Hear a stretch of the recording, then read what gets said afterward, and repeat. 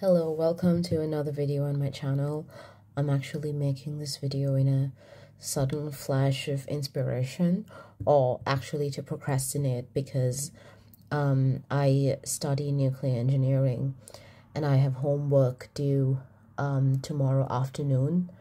I have not even finished I'm not even finished half of it, and the stuff that I have managed to do is it's all wrong. Like, all the answers are wrong. So I want to procrastinate before I continue to work on my assignments. So I decided to make this video about some of the art supplies that were lying on my desk.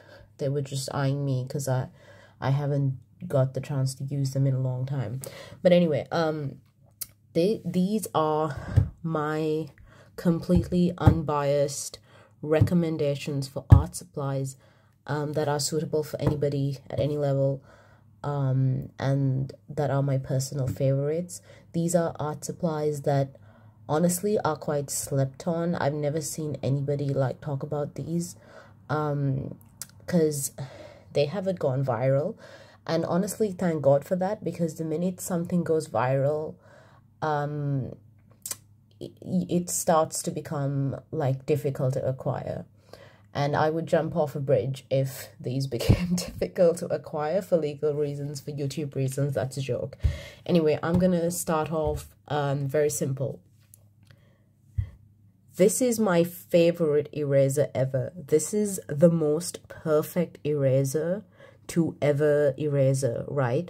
This is a Derwent Technique eraser, and I am so glad it's so big,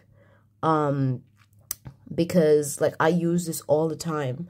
I'm actually surprised that, you know, it hasn't worn off more. But let me show you like how good this thing is, right? Let's scribble really hard. I'll show you.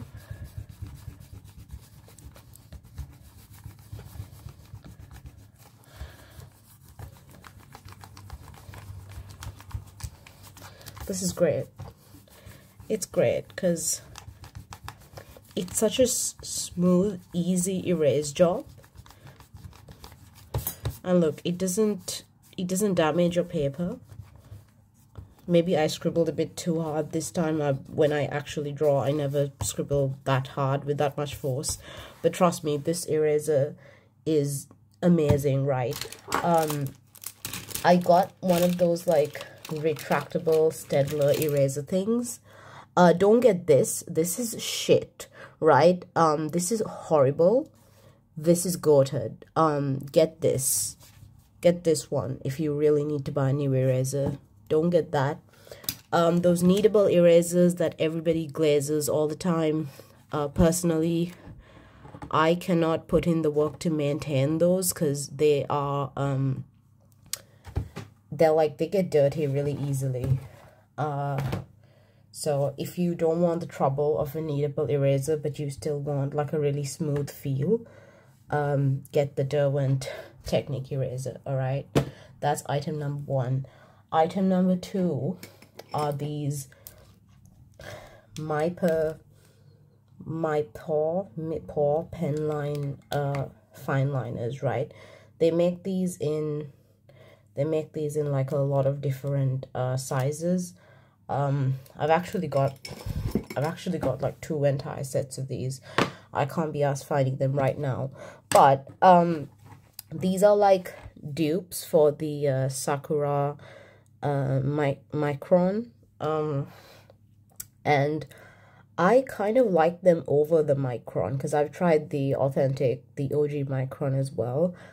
I think these are honestly better in terms of like drying quickly, being smudge proof, and also they're so much cheaper. So 100% recommend these. If you can find them, you can just find them. Just look them up online. They'll be readily available. Speaking of fine liners, these are a little bit pricier, but these are really good. These are the Pilot drawing pens. They also come in a variety of nib sizes, but they don't have the same range that the My Paws do. These come in a limited number of sizes, but they are really good. They're very high quality, and like, I recommend these ones too. While we're on the topic of fine liners, I have one more recommendation for fine liners, and that is the Staedtler pigment liner. These are really good too. They have I think they come in even more sizes than the Pilot ones, but yeah, this is and these ones are quite affordable as well. So those are my top 3 like fine liner recommendations. And as someone that loves to use fine liners a lot and just freehand on straight onto my sketchbook, these always come in clutch. Now, my favorite thing ever is this pencil. I've owned this for a really long time. It doesn't matter what kind of, like, what brand of lead you put into it, as long as it's like 0.5. So I've used like everything from like high quality art supply brand lead to like dollar store lead, and it doesn't make a difference, because this pencil is the difference, right? It's the Pilot Super Grip 0.5. This is amazing. This is, I'm not overglazing this thing. I love this.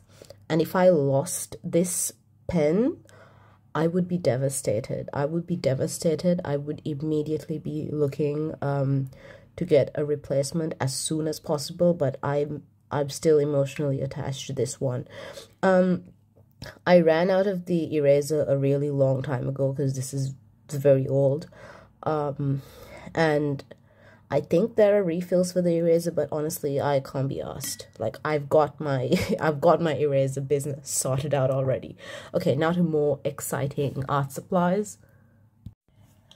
If we are talking sketchbooks, my favorite sketchbook brand type, whatever ever, are the Moleskine art sketchbooks, right?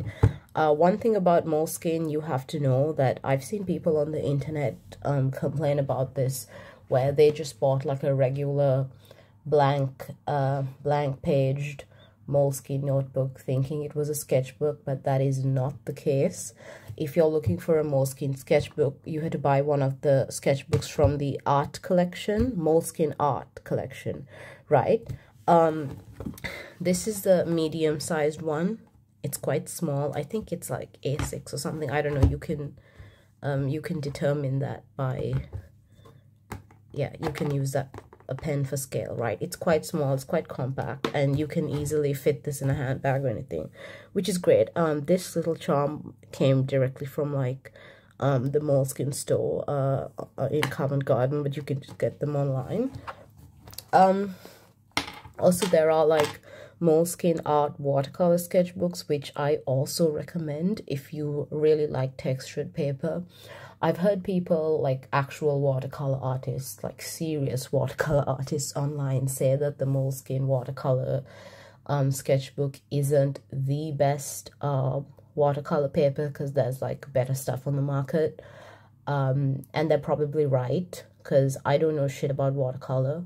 But one thing I will say for the watercolor sketchbooks from Moleskine is that if you're not a watercolor artist but you draw with markers a lot, it'll make your art look really juicy. Like anything you color with a marker or even a pencil, like you can make even like the cheapest, shittiest art supply look really good on that paper because of its texture. And for that reason, I would recommend it. So this is, I have to do a sketchbook tour eventually, but that is the label if you want the details. So this is another like shining recommendation from me. These are another art supply that I love more than life itself, and you can see from the frayed edges and also the fact that I've still kept the outer sleeve that I love this thing. And my only complaint with this is that they don't sell these specific markers individually, or like I think they sell a slightly different one individually, but like they sell them in box sets, and they don't have more of these sort of 5 color box sets, but they just straight up jump to like a huge number like 30 or 40, and I can't afford that shit, right? I can only afford this one. Plus, like there's a one with 5 markers with a different color range, and that's the only other 5 marker one they have, and that is so much more expensive than this one for some fucking reason. I don't know why, but these are really great, right? Because it's got a fine tip, but it's also got this really helpful brush tip, which lets you like, and it's a really big brush tip, which lets you cover really big areas quite quickly and easily. And the best thing about these markers, right, I don't know what magic this is. It says that it's India ink, right? I don't know if that's a feature of India ink, or if there's something else they've done with these, but even on really thin paper, it doesn't bleed through to the other side. Like it's actually fascinating, right? So if you want to like do a background on your sketchbook or something, and you didn't want to ruin the next page and make it unusable by bleed through, you could just go over with one of these and you would see absolutely nothing on the other side. And also these colors are so vibrant, they're so nice, except the brown. It's not vibrant, but it's quite dark. And also this brown is like dark enough that if you make like a mistake when you're drawing with a black pen, you can like actually use this to cover it up, and like you can layer it several times and it still won't bleed through to the other side. So I love these so much, and I really wish they had more like box sets of 5.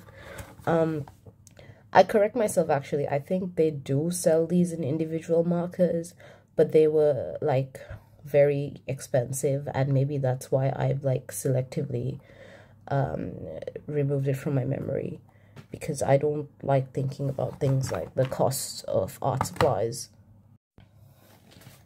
This is a classic that everybody talks about, so I'm not going to spend a lot of time on these, but ohuhu markers are really just great. They are as great as everyone says they are. They are so much better than Copic markers, despite being the more affordable alternative. I have tried both, right, and honestly, Copic markers kind of suck. And I've had this set for a really long time. Not a single color has dried out, right? But I've had a couple of Copic markers that have dried out in much shorter time frames. And they suck, right? They are less buttery, smooth, easily flowing than these, and also far more expensive. It's just not worth it. If you want alcohol markers, get the ohuhu ones, but be mindful when you're buying them which kind of nibs you're going for, because there's like the ones with a fine tip on one end and a chisel tip on the other end, or a fine tip on one end and like the brush tip on the other end. I personally don't like chisel tips at all. I don't see a use for them.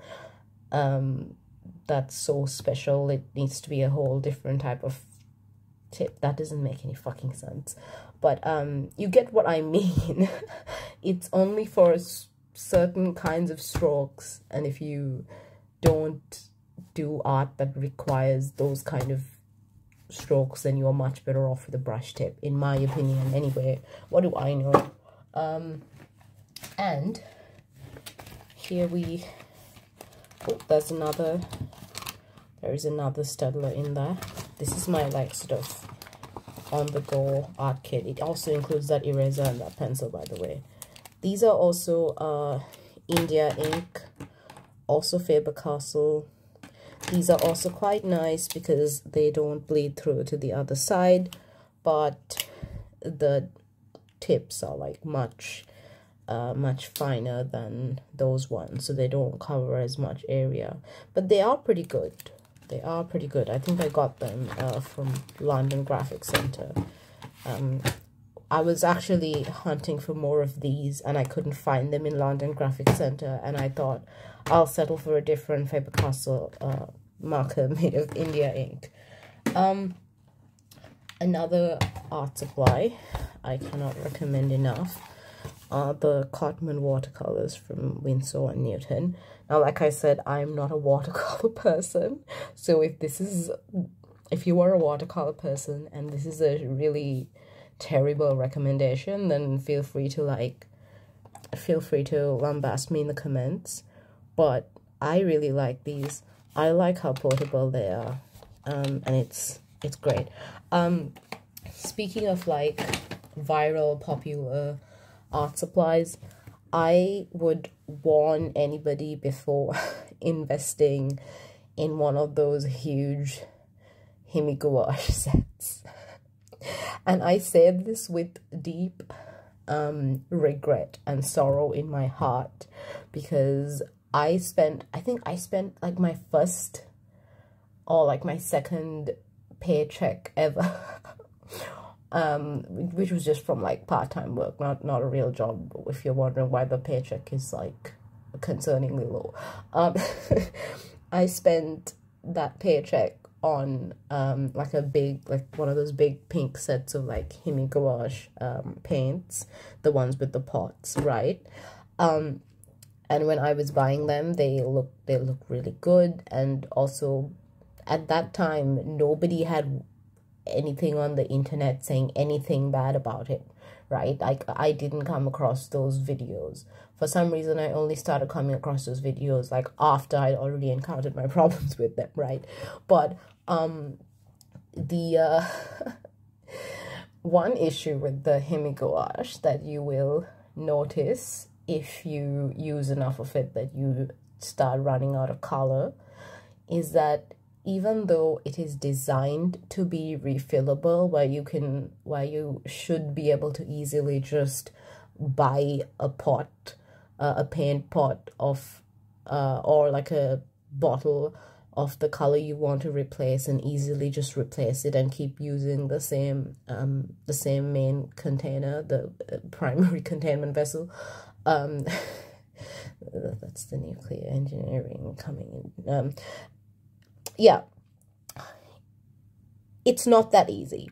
And in real life, as of this recording, it does not work like that, right?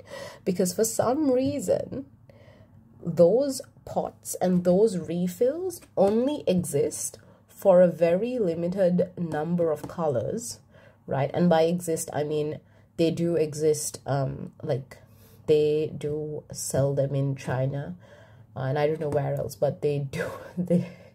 They don't sell them in the UK, certainly.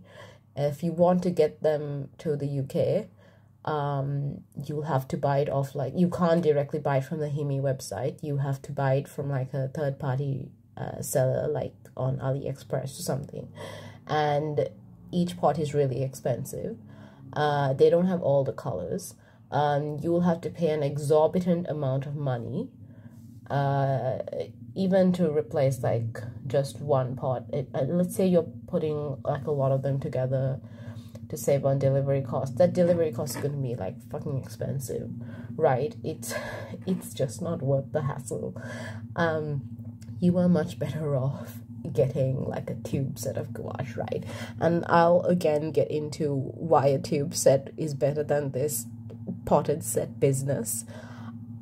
That potted set is not going to look so pretty when it starts growing mold, which is what happened to my potted set, okay? It started growing mold. It became moldy.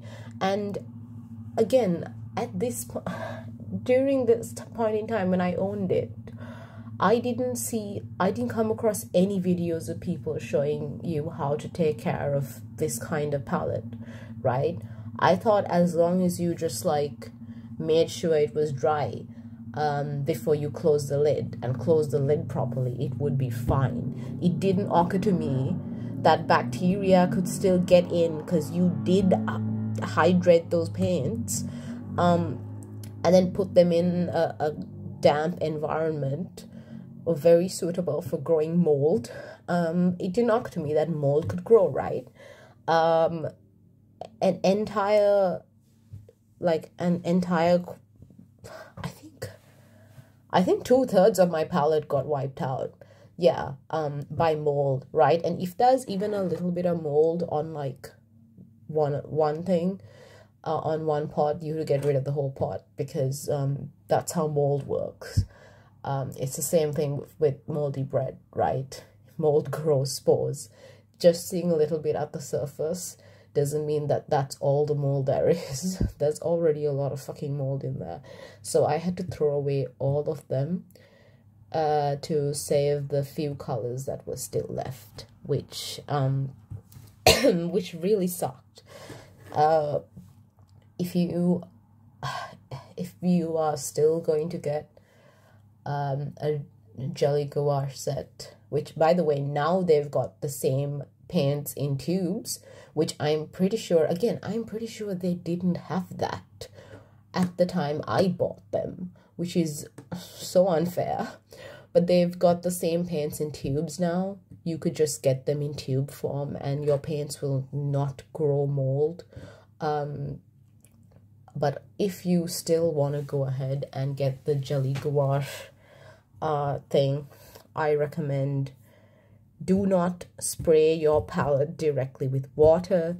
Get a palette knife, scoop a little bit of paint onto your palette knife, put it on a different palette, and then hydrate it. Okay, don't put water on your palette, right? I've seen videos of people saying, oh, use distilled water, then it'll be fine. In my honest opinion, don't even use distilled water. Like, just don't put water on that fucking palette. Use a dry knife, keep it dry all the time. Well, it won't be dry when you first get it. It'll be like at this nice liquidy consistency. But even then, don't introduce water to it. Just use a palette knife, scoop a little bit, the amount you want. Just a little bit will be fine. Put it on a separate palette and then hydrate it and then mess around with it. Seriously. So this has been my art supply tour. I'm trying to think if I missed out on anything. Well, if I missed something, it can't have been that important. That, or I'm just forgetting. But I hope you enjoyed this video, and the next video on my channel will probably be more put together than this, and it might be like a sketchbook tour, because I've got 2 sketchbooks I haven't toured yet on this channel. So oh yeah, like I might as well do like a little preview. This is my current sketchbook. This will eventually get like a flip through. I mean, I'm kind of already doing a flip through, aren't I? Well, at this point. You guys excited for Steel Ball Run? Anyway, you'll see that when you see that. But thank you for watching this video, especially if you made it this far. Let me know in the comments if you decide to get anything that I recommended, or if you've had similar experiences, or if there's a product you would like to recommend. But I am not an influencer. I don't make any money off of YouTube. That's why I get extra pissed off when I try to watch one of my own videos and YouTube plays a fucking ad, because I'm not making any fucking ad money. What gives you the right? You know what? I'm going to keep swearing, hoping that like YouTube will not put ads on my video. I don't know if that's how it works. Is that how it works? But anyway, I am not an influencer. I am not trying to convince you to buy anything. Personally, I put myself on an art supply buying ban for the foreseeable future, unless I absolutely desperately need something and it's a brand new medium. I've decided I'm not going to get any more new shit until all of this gets used up. Yeah, you will hear from me soon.